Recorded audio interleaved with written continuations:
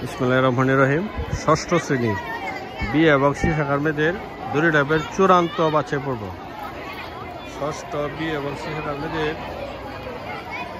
দড়ি লাফের চূড়ান্ত বাছাই।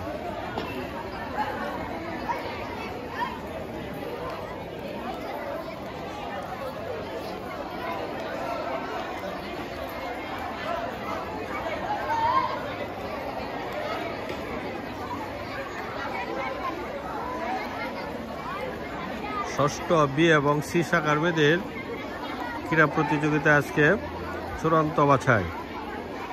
মোট প্রতিযোগিতা 8 জন, চূড়ান্ত বাছাই 8 জন দড়ি লাফে প্রতিযোগিতা করছে।